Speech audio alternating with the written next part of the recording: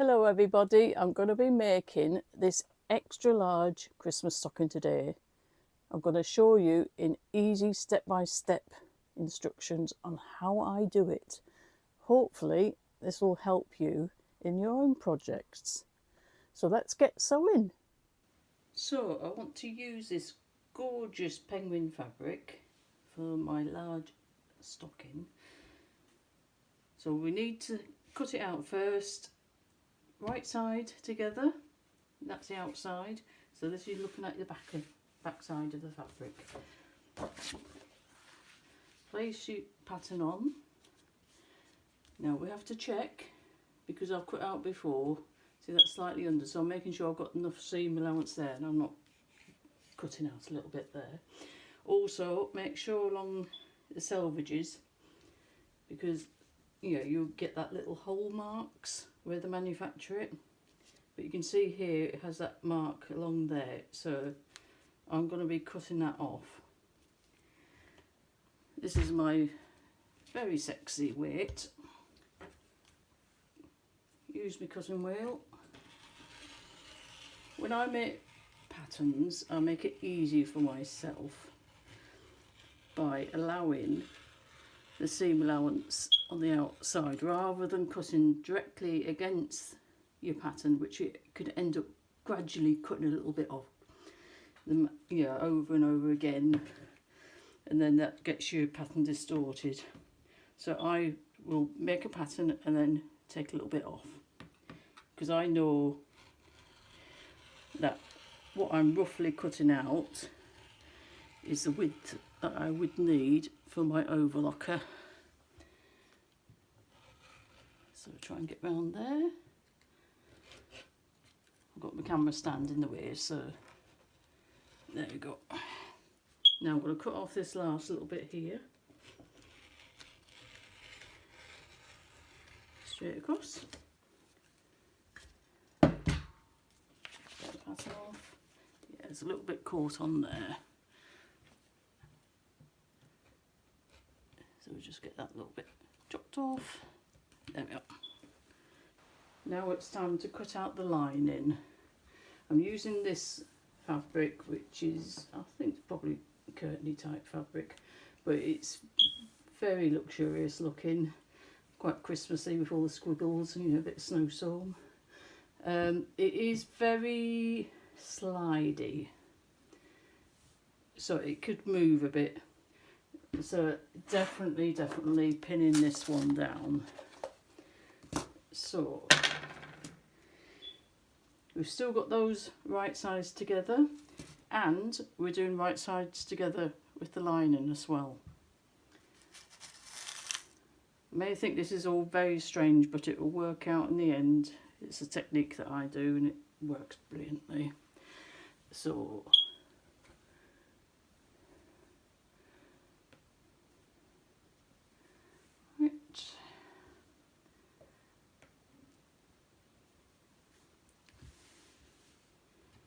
get it eased round, make sure it's all level on the seams.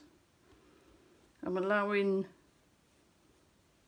the pin away from the edge because I really don't like stitching over pins. It's just my own personal preference. Other people will do that, or they'll use them little plastic clips.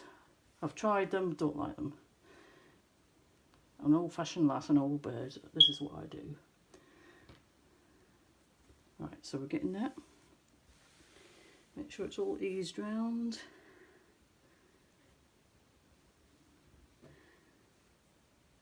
Always pin them like this. The same amount of pins. Works brilliantly for what I'm doing. Right, so now we're going to cut out. We're on the cutting board again, and this time I'm allowing a little bit extra because this fabric is so slippery. If you're sewing it and you don't realise it slipped underneath, you'll get a hole in your seam and it'll be a bit of a pain in the bottom to sort out. So a little bit extra because we'll just cut it off at the end after we've sewn it. Round table. And cut off this last little bit. Again, avoiding all the seams. I don't know if you can see that that has all the little holes, and it's definitely, you don't want that on your actual piece. So that's that cut out. Again, a little bit, there we are. So now we're ready to sew. Right, so I have got my machine set up with my white thread. I think white will work well because you've got lots of white in the penguins. Time to sew now. Remember, we've got right side to right side, right side to right side there. And we're going to sew through everything. Obviously leave the top bit not sewn. So it might get a bit noisy because she's a 1960s machine and she's a bit noisy. So back tack at the ends. And going all the way around. Like I say, I can avoid the pins where I showed you before.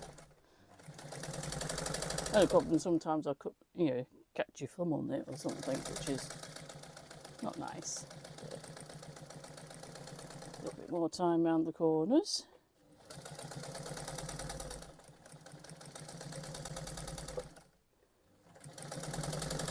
Looking good. Let's speed up.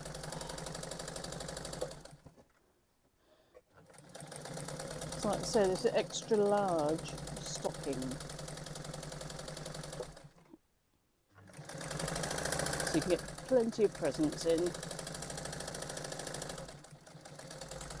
It's the right time of year, October. That's the time when I start making lots of Christmas stuff because you have to get it beforehand.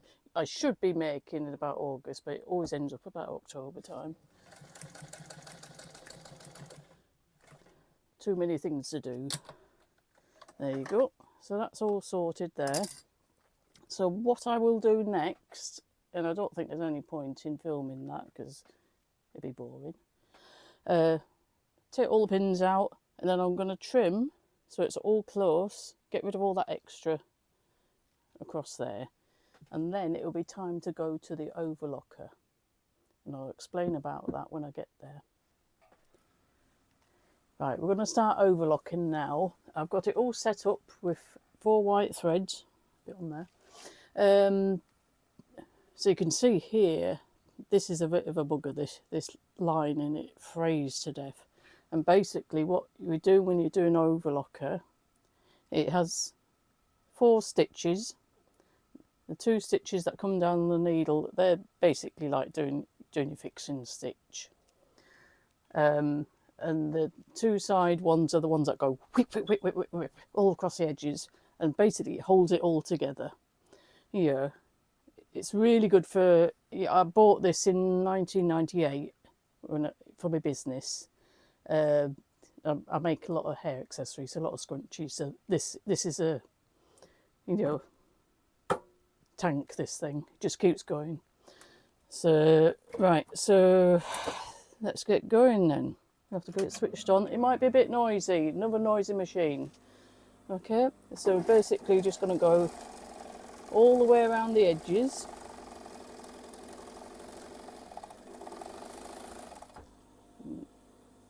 See how that's sorted out all that frayed bits that were there before, so it's all holding it together now. I like to overlock it because you're doing a large stocking, so you're going to have more presents in, you're going to have more weight. So you need to make sure them seams are not going to pull apart and just absolutely ruin your stocking.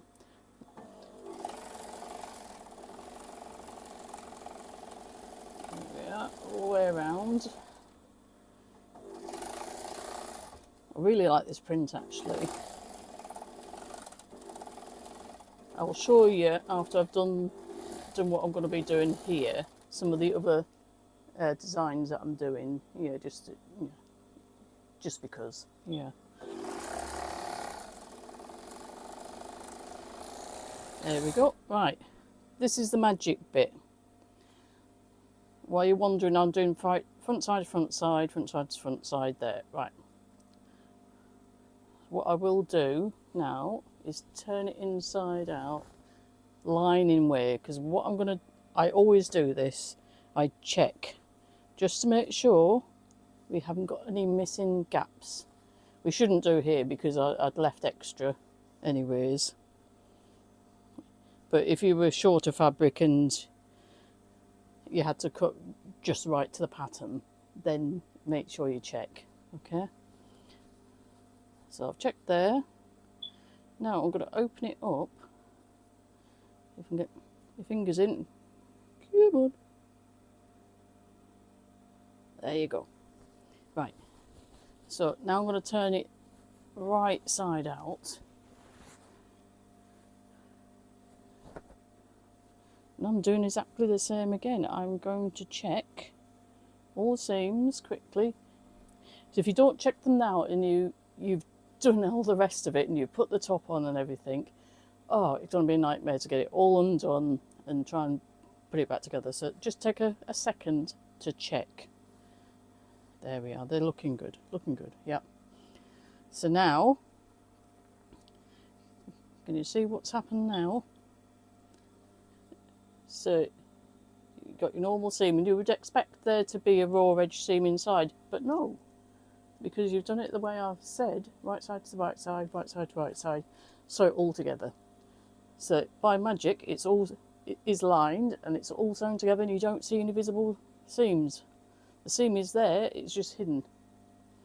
So now what I'm going to do, we need to attach, especially with this very fray white stuff. We're going to go around the top edge and get it all held together, which it makes it a lot easier when you're putting the fur on the top. There we go. And this wiggles around a bit, so we have to sort of make sure it eases in exactly. I don't know whether you can see that, it just moves everywhere, that white stuff. If you had just the same sort of polycotton or cotton, both types of fabric for lining and the top, it wouldn't be as big an issue, but this one's a bit of a naughty one. Then we get to the end, one side.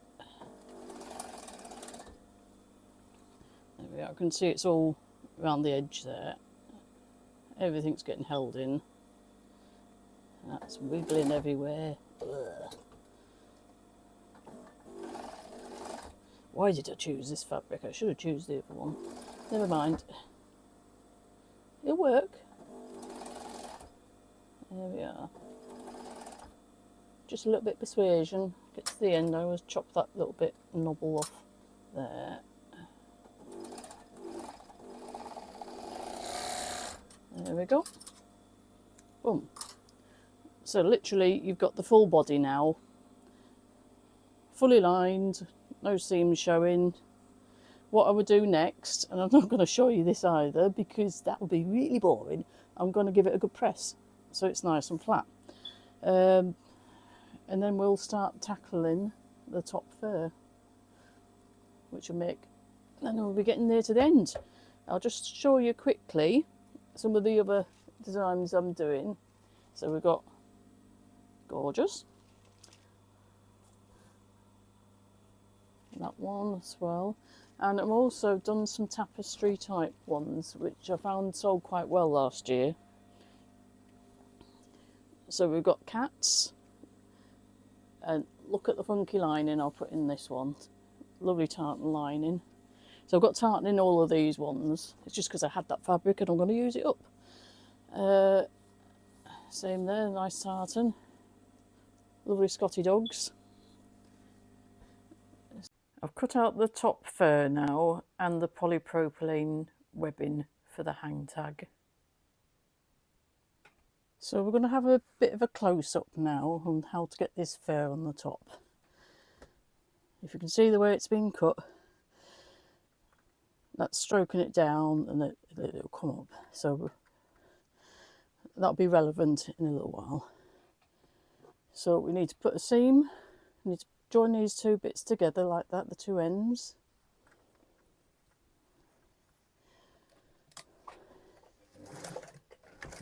tack.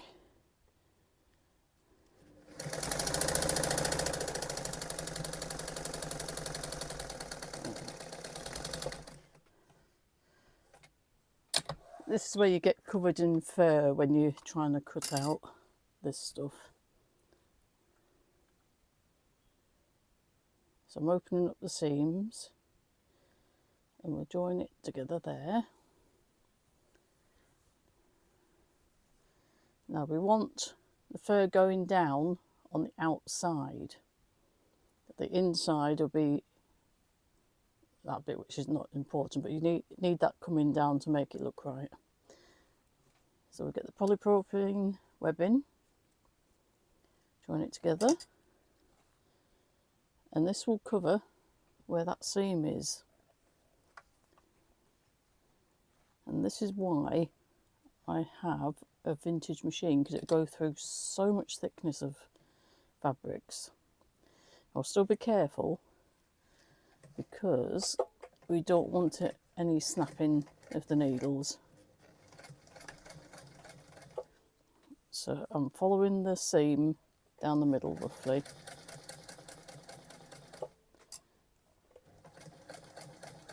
This is a super strong strap as well. Get near to the top, and I like to go across the edge, across to the back of the tip, and there, that's it. So that's sewn on. Got to try and get it out now. Ugh.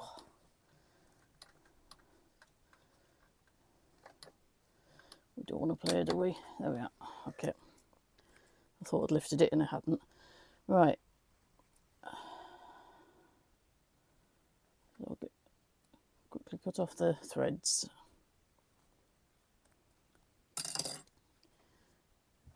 Now, this strap needs to go on that side of the stocking. You can see, so it's away from the foot, it's on that edge. So now we're going to turn it like that.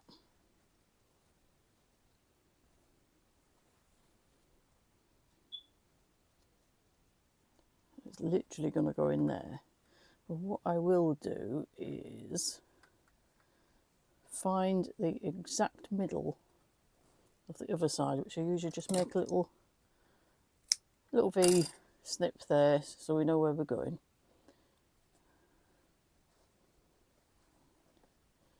So that back seam is going to be smack in the middle of where the webbing is. And thread under.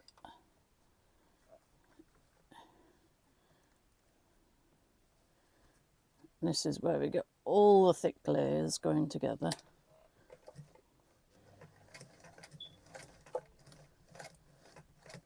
Yeah. I'm just hand cranking around here because it's so thick where you put that webbing, and you've got the two seams on the fur and the seams on the actual stocking body. So it makes an extremely thick area. So if you just go wham, you know, cronking in with your needle, you're likely to break it. So just on that little bit there, when I get past that, not too bad. There we are.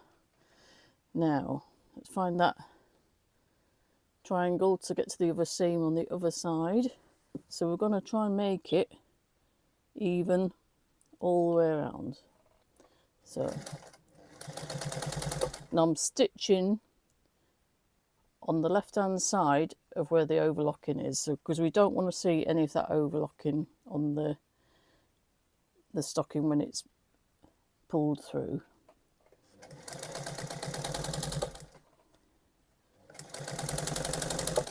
There we go, we're getting there. Get to the halfway.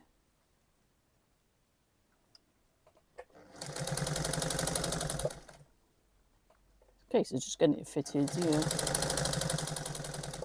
There we are, that's halfway.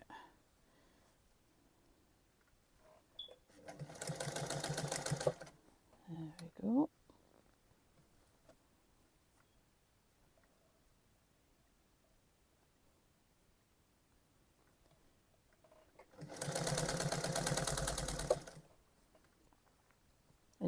we're going to go next after we've done this. The final piece is back to the overlocker again. It just neatens it all off. You don't get all the loose fur fibres getting everywhere. I want to ease that in a little bit.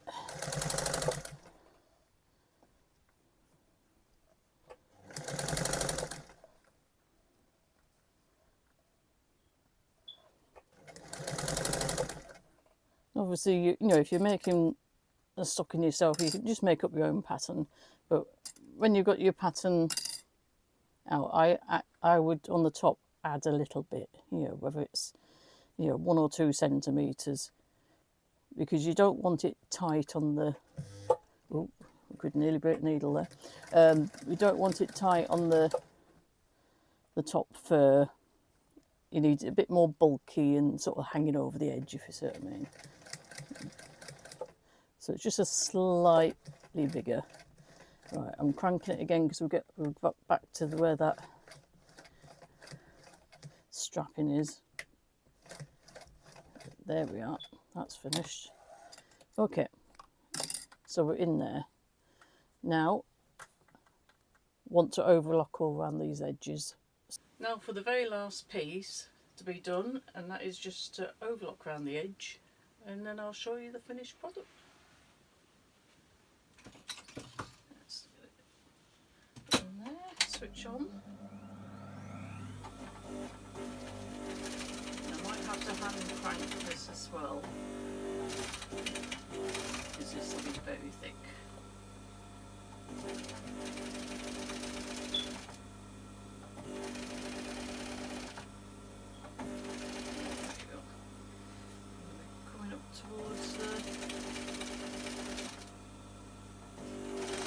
It's where the strap at the back is. That's the danger area, danger zone.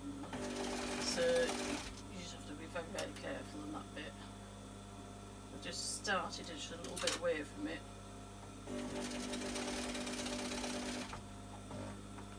Right. Bear with.